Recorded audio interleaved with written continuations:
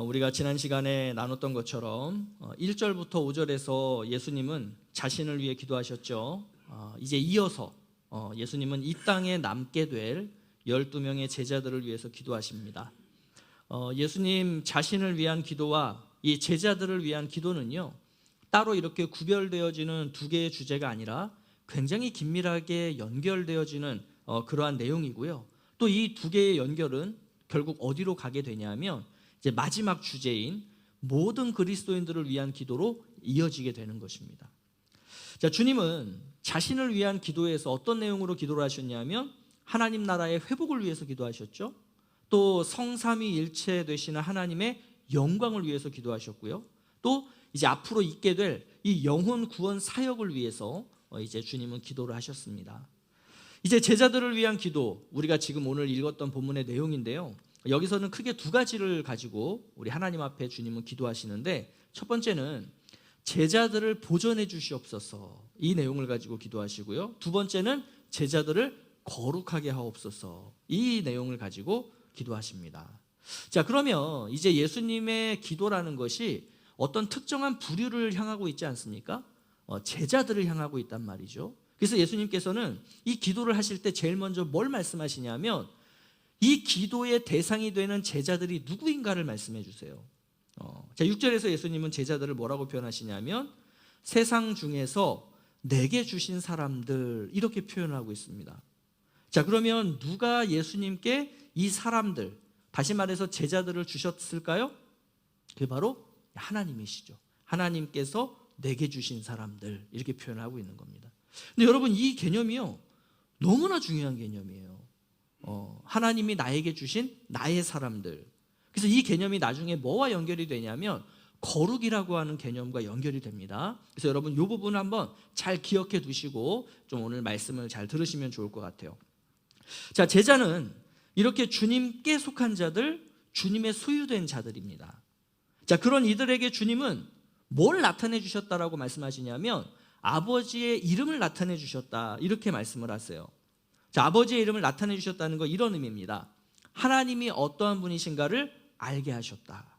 또 믿음을 주셨다, 이런 의미도 되고요. 또 가치 있는 삶이 무엇인지를 알고 이 가치 있는 삶을 살아가는 사람들로 변화시켰다, 이런 의미도 되는 그러한 표현이에요.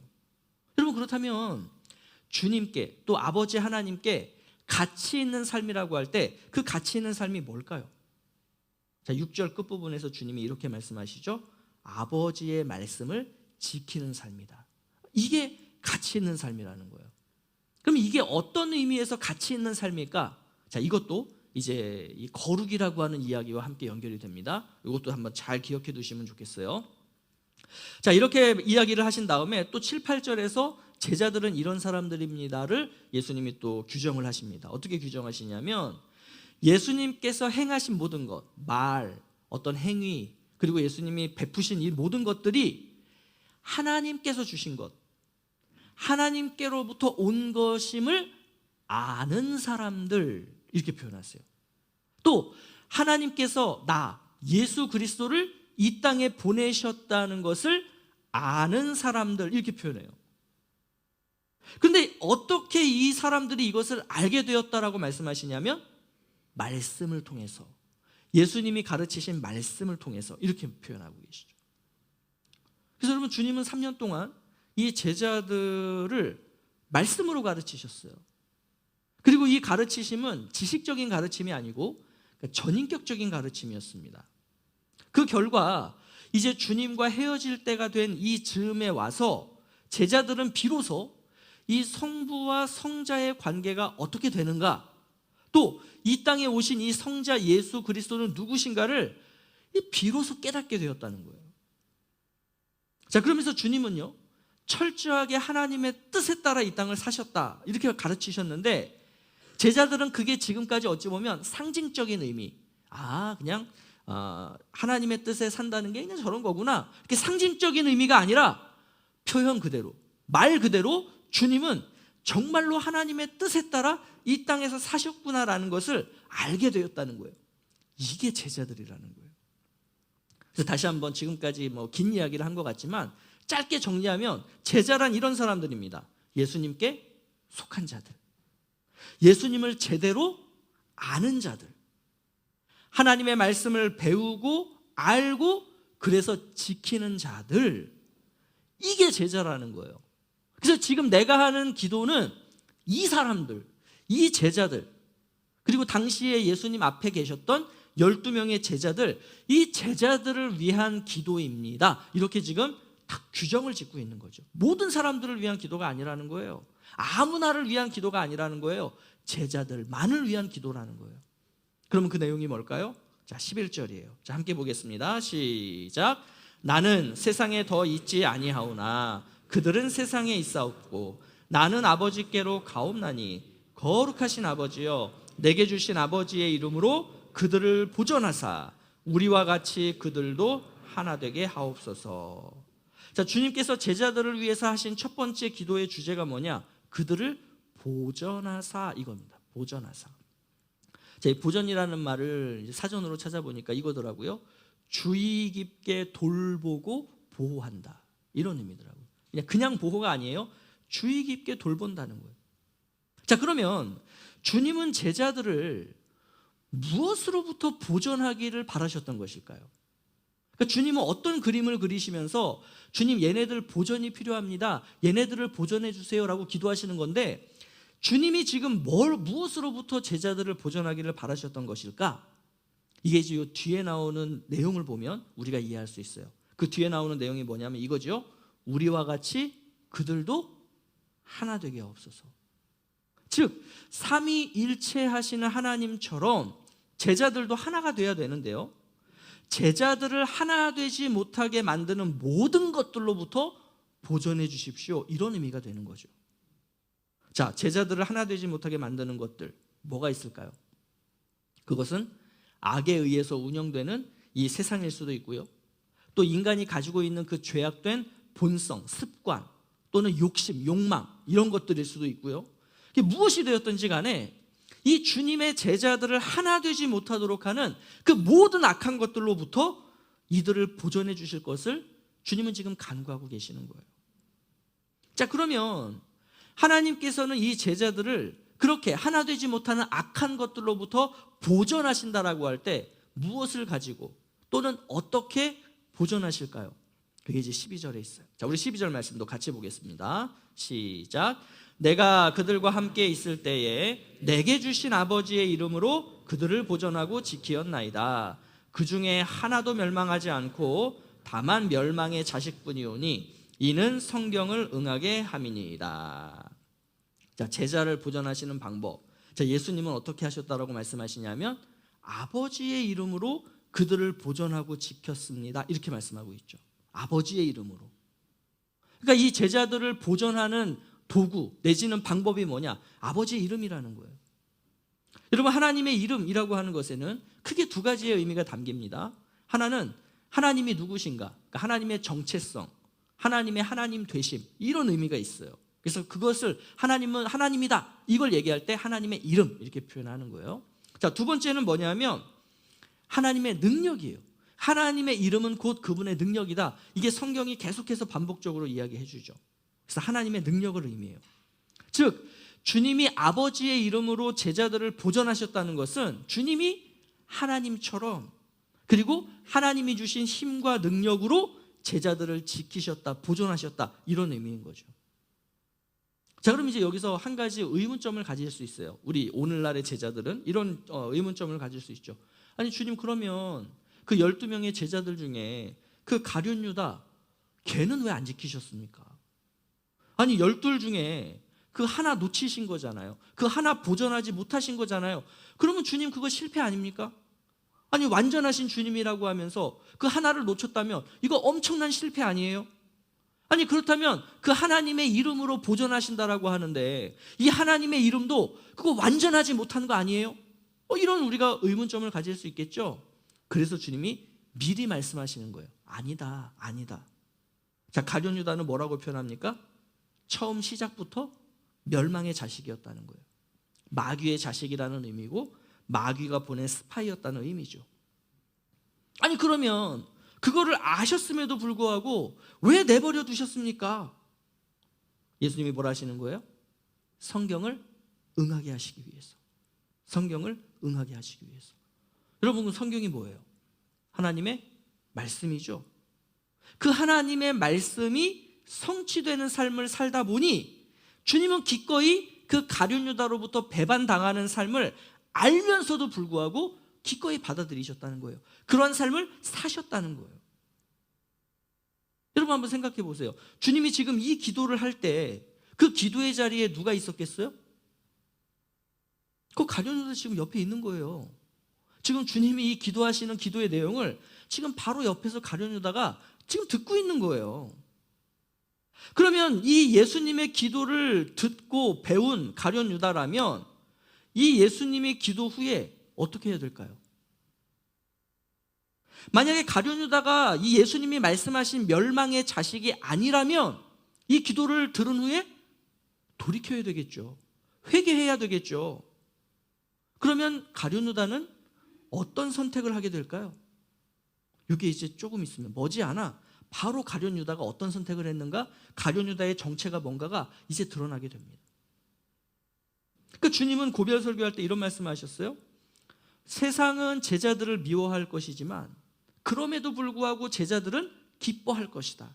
그래서 우리가 이 내용도 지지난주에 이 내용을 나눴죠. 예수님은 이 부분을 가지고 다시 한번 기도하시는 거예요. 제자들이 세상으로부터 미움을 받는 이유, 하나님의 말씀 때문이다. 여러분, 우리 한번 반대로 생각해 보죠. 반대로 세상 편에서 보자고요. 내가 세상이에요. 세상이 아무나 미워하지 않는다고요. 누구만 미워해요? 예수님의 제자들만 미워해요. 그러면 세상은 이 사람이 제자인지 아닌지를 뭘 갖고 알아서 얘는 내가 미워해야지, 얘는 내가 사랑해줘야지, 세상은 뭘 기준으로 그걸 판단하냐고요. 그 사람 안에 있는 하나님의 말씀. 이 사람 안에 하나님의 말씀이 있는가를 가지고 얘 예수님의 제자네? 얘는 예수님의 제자가 아니네. 그래서 예수님의 제자들은 어떻게 한다고요? 미워한다는 거예요. 예수님은 제자들에게 이렇게 말씀하셨어요. 제자들에게 하나님의 말씀을 내가 주었다. 이렇게 표현하셨어요. 하나님의 말씀을 주었다. 여러분, 이게 어떤 의미겠어요? 제자들이 이 성경책을 주님으로부터 받아서 내가 이제 하나님의 말씀을 가지고 있어요, 이런 의미겠어요? 아니면 그 예수님으로부터 그 성경에 대한 이야기를 막 주입식으로 받아서 창세기, 출애굽기, 레위기 이거 다 알고 있는 이 성경의 지식이 많다는 그런 의미겠어요? 이것은 제자들이 말씀을 듣고 그것을 믿고 그리고 내 안에 수용을 해서 그 말씀대로 살아가는 이러한 전인격적인 부분을 의미하는 거예요. 하나님의 말씀을 인생 최고의 가치와 기준으로 삼고 어떻게든 그 말씀대로 살기 위해서 나 자신을 내어드리는 이 최선을 다하는 삶을 사는 사람들, 이 사람들이 바로 제자이고 하나님의 말씀을 받은 자들이라고요. 세상은 그 사람들을 미워한다고요. 이 제자를 미워한다고요. 교회 다니는 사람들을 미워하는 게 아니고요. 그러면 세상은 왜 이들이 밉겠어요? 이 말씀대로 살아가려는 이 사람들을 왜 미워하겠어요? 그게 예수님의 삶이었거든요. 그게 예수님이었거든요. 다시 말해서 세상이 볼 때 이 제자들은 누구냐? 작은 예수들이에요. 세상은 예수님이 너무 싫어요. 원수래요. 근데 작은 예수들이 여기저기 많아요. 그래서 걔네들이 싫은 거예요. 이게 세상이라고요. 주님은 그러한 상황 속에 놓이게 될 제자들을 위해서 지금 기도하고 있는데, 자, 어떤 기도를 하시느냐? 15절 말씀. 자, 다 함께 시작. 내가 비옵는 것은 그들을 세상에서 데려가시기를 위함이 아니요 다만 악에 빠지지 않게 보전하시기를 위함이니이다. 이게 우리의 속마음 아닙니까? 근데 주님은 제자들이 세상에 있는 동안 다만 악에 빠지지 않도록 보전해 주실 것을 기도하세요. 이게 뭐냐면 이런 의미죠. 앞으로 제자들은 이 세상에 남아야 돼요. 반면에 주님은 이 세상을 떠나셔야 돼요. 여러분, 정말 주님이 말씀하신 대로 제자들이 주님의 사람들이라면 제자들을 데려가는 게 당연한 거 아닌가요? 여러분, 우리도 인간 세상도 그렇잖아요. 어떤 사람이 정말 고생하는데 옆에서 누가 열심으로 도와줘요. 그래서 정말 이 사람이 출세하고 성공하고 높은 자리로 갈 수 있도록 그 사람이 밑바닥 시절부터 함께 도와가며 막 수고했어요. 근데 이 사람이 진짜 세상에서 성공하고 출세했어요. 근데 그때 도와줬던 이 사람을 끌어당겨주지 않는 거예요. 너는 그냥 그 삶 살아라. 나는 이대로 갈게. 그러니까 주님의 모습이 이런 거 아니냐는 거예요. 아니, 주님만 좋은 데 가시고 왜 제자들은 이 땅에 남겨두시느냐라는 거죠. 그런데 주님이 제자들을 이 땅에 남겨두시는 이유가 있어요. 앞으로 그 20절 이후에서 기도하게 되는 그 사람들, 즉 이 제자들, 이 땅에 남겨진 제자들을 통해 하나님의 말씀, 복음을 받아서 이제는 구원받아야 할 사람들, 그 사람들 때문에 이 제자들을 남겨두시는 거예요. 만약 제자들이 이 세상에 남지 않고 주님이 다 데려가시면 어떤 일이 벌어지겠어요? 예수님 올라가신 후에, 제자들 다 떠난 후에 구원받을 사람은 하나도 없게 되는 거예요. 그래서 이 앞으로 구원받을 사람들을 위해서 이 제자들을 남겨두시는 거죠. 여러분, 그걸 한번 생각해 보세요. 아까 세상은 누구를 미워한다고요? 제자들을 미워한다고요. 왜냐하면 이 제자들은 예수님의 그 말씀, 복음을 받은 자들, 이거 우리가 아까 뭐라고 표현했냐면 작은 예수들이라고 표현했죠. 그래서 미워하는 거예요. 자, 이 작은 예수들이 세상에 남았어요. 그리고 이 사람들이 또 다른 어떤 사람에게, 아직은 작은 예수가 아닌 누군가에게 예수님의 말씀을 전하고 복음을 전해줘요. 그래서 이 사람도, 이 말씀을 받은 자들도 이 제자들처럼 또 다른 작은 예수로 변화되고 성장해 가는 거예요. 복음 받고 말씀 받고 구원받아서 또 작은 예수가 되려고 하는 얘네들, 여러분이 세상이라면 이거 어떻게 하겠어요? 어떻게 하시겠어요? 여러분이 세상이라면. 목사님, 저는 악한 자가 아니라서 도저히 생각이 나지 않아요. 모르겠어요. 진짜 모르겠어요? 어떻게 하시겠어요? 어떻게든 이 두 부류가 만나지 못하도록 하겠죠. 어떻게든 이 두 부류가 하나 되지 못하도록 방해하겠죠. 다시 말해서 이 세상에 남겨지는 제자들은 어떤 상황 속에 지금 놓이게 되냐면 악에 둘러싸이는 상황이 되는 거예요. 이 세상에 둘러싸이는 상황이 되는 거예요.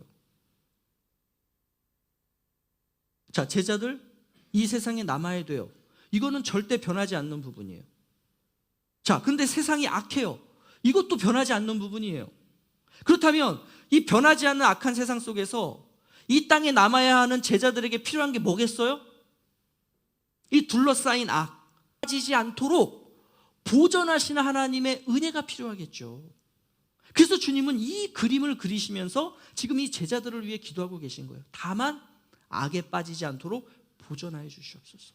그 은혜가 앞으로 이들에게 너무나 필요합니다, 하나님. 여러분, 어쩌면 이 주님이 말씀하신 이 상황은요, 우리 입장에서 보자면 이거 굉장히 절망적이고 너무 우울한 이야기일지도 모르겠어요. 근데 이거를 조금만 더 깊이 우리가 생각을 해보면 이것이야말로 너무나 큰 우리에게 힘이 되고 위로가 되는 그러한 말씀이고 그러한 기도라고 할 수 있겠죠. 왜 그렇겠어요? 여러분, 주님께서 이때 하셨던 이 기도가 지금 어떻게 되었을까요? 그냥 그때의 기도 이후로 그냥 끝이에요? 2000년 전에 주님이 하셨던 이 기도가 지금도 그 기도의 응답으로 남아서 오늘날 이 땅에 있는 제자들에게 어떻게 되고 있어요? 기도의 응답으로 경험되고 있다는 거예요. 않도록 보존하시는 그 하나님의 은혜를 어떻게 하고 있다는 거예요? 받고 있다는 거예요. 지금 그 하나님의 은혜가 우리를 보존하고 있다는 거예요. 왜? 주님이 그렇게 기도하셨고 그 기도가 이미 응답되었기 때문에. 그래서 우리도 주님처럼 어떻게 살아갈 수 있느냐? 이 악한 세상에 속하지 않은 자들로 오늘을 살아갈 수 있는 사람들, 그게 제자들이라고요. 여러분, 예수님의 제자로 살아간다는 것이 버겁게 느껴지십니까? 당연한 거예요. 당연한 거예요. 내가 예수로 살아가는데 버겁지 않다? 세상이 여러분을 사랑하고 있는 거예요. 내가 정말로 예수님의 제자라면요, 버거울 수밖에 없어요. 왜? 세상은 나를 미워할 테니까. 그렇지만 그 삶은 어떤 삶이냐? 삼위일체 되시는 하나님께서 나를 보존해 주시는 삶이라는 거예요. 말씀을 따라 살고 오늘 내 삶 가운데 응답되어지는 이 놀라운 은혜를 경험하게 된다는 거죠. 여러분, 이 놀라운 은혜의 삶을 포기하지 마시고 계속해서 예수의 제자로 살아가시기를 간절히 원합니다. 자, 이렇게 주님께서는 제자들을 보존해 주시옵소서, 악으로부터 보존해 주시옵소서 이 기도를 하셨고요. 또 제자들을 위해서 하시는 두 번째 기도의 주제가 있는데 그게 뭐냐면 그들을 진리로 거룩하게 하옵소서 이 기도예요. 자, 그게 17절인데 우리 같이 한번 보겠습니다. 시작. 그들을 진리로 거룩하게 하옵소서. 아버지의 말씀은 진리니이다. 아멘. 자, 제자들을 거룩하게 하는 게 뭐라 그래요? 진리라고 해요. 뭐 진리는 우리가 너무나 잘 알고 있듯이 하나님의 말씀이기도 하고요, 예수 그리스도시기도 하고요, 또 진리의 성령이기도 해요. 즉 하나님의 말씀이라고 우리가 딱 이렇게 규정을 하고 이렇게 시작을 하죠. 자, 그러면 주님이 뭐라고 표현하셨냐면 이렇게 표현하셨어요. 거룩하게 해 주십시오. 거룩하게 해 주십시오. 진리의 말씀으로. 여러분, 거룩에 대해서 여러분들은 어떤 개념을 갖고 계십니까? 거룩. 아마 많은 그리스도인들이 거룩에 대해서 갖고 있는 첫 번째 개념은 이걸 것 같아요. 죄가 없는 상태, 악이 조금 더 섞이지 않은 완전한 선의 상태. 그래서 하루하루를 아무런 죄도 짓고 살아가지 않는 상태, 이게 거룩이라는 거죠. 뭐 틀리지 않아요? 그렇기 때문에 사실은 이 거룩이라는 표현은요, 이 대제사장이라고 하는 이 사람은, 또는 그런 어떤 성전의 기물은 말 그대로 죄가 하나도 없는, 그래서 늘 항상 선인 그러한 상태, 이 기물도 정말로 어떤 부정함이 조금 더 섞이지 않는 그런 완벽한 선의 상태. 그래서 이 대제사장에게 거룩한 대제사장, 이 증거계에게 거룩한 증거. 그래서 우리가 거룩을 표현할 때 이런 표현 쓰죠. 거룩은 구별된 거다. 여기서 거룩은 구별됨이라는 개념이 등장하는 거예요. 근데 구별됐다고 다 거룩한 게 아닙니다. 구별되었는데 누구에게 속해야 돼요? 하나님께 속해야 돼요. 구별되었는데 우상에게 속해요? 거룩한 거 아니라고요. 구별되었는데 사람에게 속해요? 거룩한 거 아니라고요. 누구에게 속해야 돼요? 거룩하신 하나님께 속하게 될 때 거룩이라는 말이 갖다 붙는 겁니다. 자, 그래서요, 거룩은 우리가 두 가지의 거룩으로 설명할 수 있어요. 자, 하나는 조금의 악과 죄가 없는 상태를 의미하는 상태적인 거룩입니다. 상태적인 거룩. 자, 다른 하나의 거룩은 뭐냐면 구별되어서 하나님께 속하게 된 신분적인 거룩이에요. 신분적 거룩. 자, 하나님은 이 상태적인 거룩과 신분적 거룩, 이 두 가지, 성령님도 마찬가지. 자, 그러나 제자들은 달랐어요. 제자들은 상태적으로 거룩하지 못한 존재들이었지만 주님은 이들을 향해서 거룩하다라고 하셨어요. 왜 그러셨겠어요? 다시 한번 거룩의 의미를 생각해 보세요. 자, 6절에서 제자들은 누구에게 속한 자들이라고 했죠? 아버지의 것이었는데 나에게 주신 자들, 즉 예수님께 속한 자들이에요. 제자는 하나님께 속한 자, 예수 그리스도께 속한 자로 구별되었기 때문에 거룩한 사람들이다라는 이런 의미인 거죠. 예수님의 12제자, 그리고 그 이후에 복음을 받은 후에 예수를 그리스도로 믿음으로써 예수께 속한 우리는 거룩한 자들입니다. 맞습니까? 맞죠? 그러면 현재 우리의 거룩함은 이걸 상태적인 거룩이라고 봐야 돼요? 신분적인 거룩이라고 봐야 돼요? 이거 신분적인 거룩이에요. 우리의 상태는요, 전혀 거룩하지 않아요. 그렇지만 우리가 구별되었어요. 그래서 누구에게 속해요? 거룩하신 하나님, 거룩하신 예수님께 속한 사람들이 된 거예요. 그래서 우리의 신분은 거룩한 사람들인 겁니다. 자, 그래서 예수님이 10절에서 이렇게 기도하셨던 거예요. 자, 우리 10절 말씀 볼까요? 자, 시작. 내 것은 다 아버지의 것이요 아버지의 것은 내 것이온데 내가 그들로 말미암아 영광을 받았나이다. 여러분 한번 생각해 보세요. 도대체 제자들이 뭘 예수님께 했다고 예수님이 제자들을 통해서 영광 받았다라고 하세요? 지금 이 기도를 하실 당시에 제자들은요, 여전히 신앙적으로 형편없었고 뭐 생활적으로는 말할 것도 없이 형편없었던 사람들이에요. 다시 말해서 상태적으로 볼 때 이 제자들은 거룩하고는 거리가 멀었던 사람들이라고요. 그렇지만 이 제자들은 어떤 사람들이었느냐? 주님을 하나님의 아들로 믿었던 사람들이에요. 이 믿음이 그 사람들을 어떻게 만들었을까요? 그 믿음이 이 사람들을, 제자들을 예수님께 속한 자, 하나님께 속한 자로 구별되게 만들었다고요. 이게 구원이죠. 이게 거룩이죠. 믿음으로 말미암아 구원받았다, 믿음으로 말미암아 의인 되었다, 거룩한 자 되었다, 이 의미예요. 그래서 이 믿음이 곧 주님께 그리고 하나님께 뭐가 되느냐? 이 믿음이 그래서 하나님께 영광이 되는 겁니다.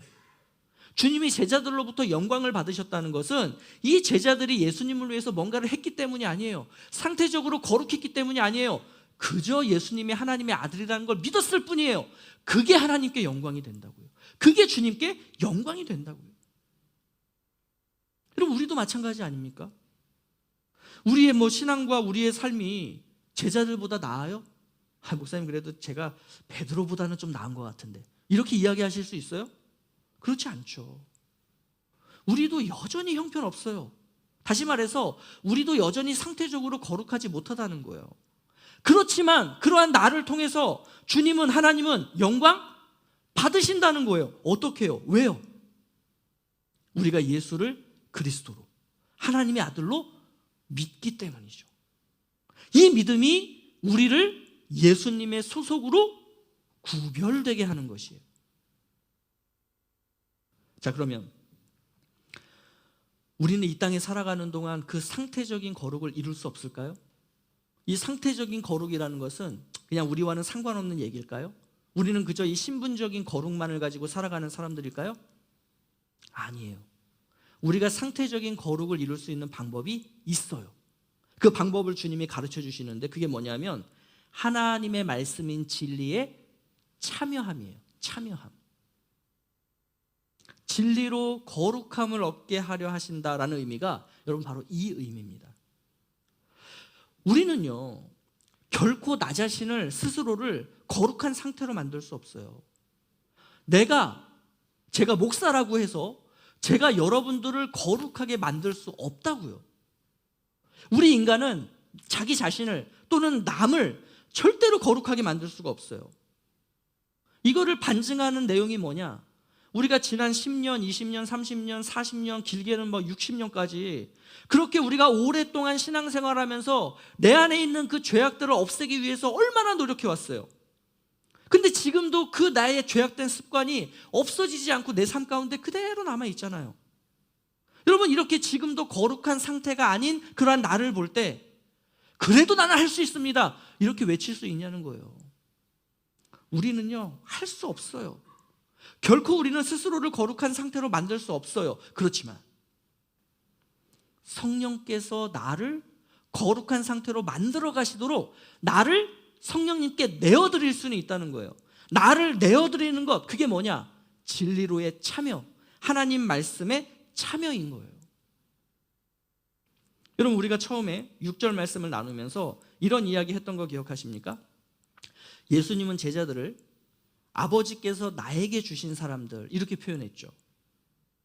자, 이 표현은 거룩과 연결된 의미니까 잘 기억해 주시면 좋겠어요. 이 말씀 제가 드렸죠. 자, 또 제자들은 아버지의 말씀을 지키는 자들이다. 그런데 이 삶은 가치 있는 삶이다, 이런 얘기도 했죠. 이것도 좀 기억하십시오 이랬죠. 아까 그 이야기가 뭐와 연결된 이야기라고 그랬죠? 거룩과 연결된 이야기라고요. 거룩. 그러니까 지금 주님은 이 제자들을 위한 기도를 통해서 뭘 하고 계시는 거냐면 그 제자들을 거룩한 삶으로 초대하고 계신 거예요. 그리고 그 삶, 나의 거룩함을 이루도록 나 자신을 하나님께 내어드리는 삶, 다시 말해서 말씀에 참여하는 이 삶을 가르쳐서 가치 있는 삶이다, 이렇게 주님은 지금 말씀하고 있는 거죠. 그래서 여러분, 거룩은요, 죄를 짓지 않는 상태가 아니에요. 내가 지금 하고 있는 어떤 죄악된 행동이 있죠. 그게 거짓말이 됐든 욕하는 게 됐든 뭐가 됐든 내가 죄라고 생각하는 어떤 게 있잖아요. 그리고 그걸 위해서 내가 늘 기도하고 회개하고 지금 그러고 있잖아요. 이거를 끊어낸다고 내가 거룩한 자가 되는 게 아니라고요. 거룩은 죄를 짓지 않는 상태가 아니에요.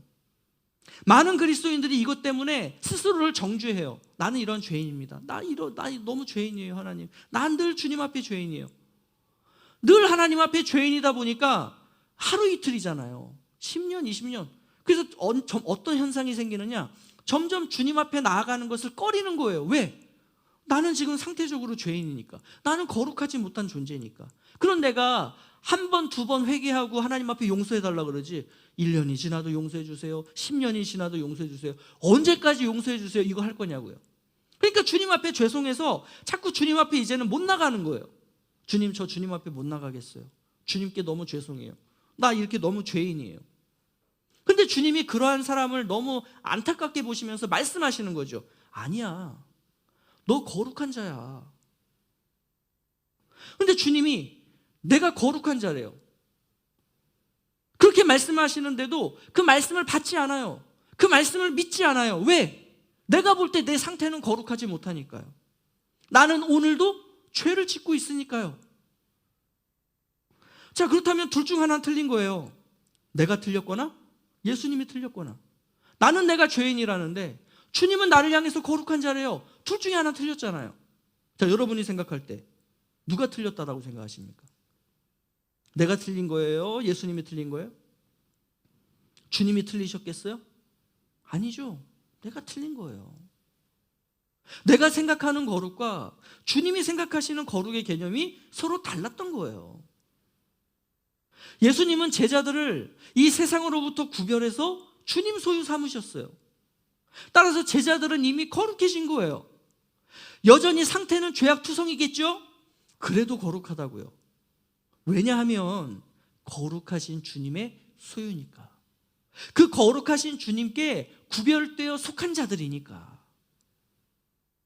그렇지만 이 상태로 주님은 제자들을 그냥 두지 않겠다는 거예요. 이제 주님은 이들을 상태적으로도 거룩하게 만들어 가실 거다라고 약속을 하시는 거예요. 뭘 통해서? 하나님의 말씀을 통해서. 그래서 여러분, 이 하나님의 말씀에 따라 사는 삶이 가치 있는 거예요. 왜? 우리를 신분적으로만 거룩한 것이 아니라 우리를 상태적으로도 거룩으로 이끌어가는 게 뭐냐? 그게 하나님의 말씀이라고요. 우리가 왜 성경 봐요?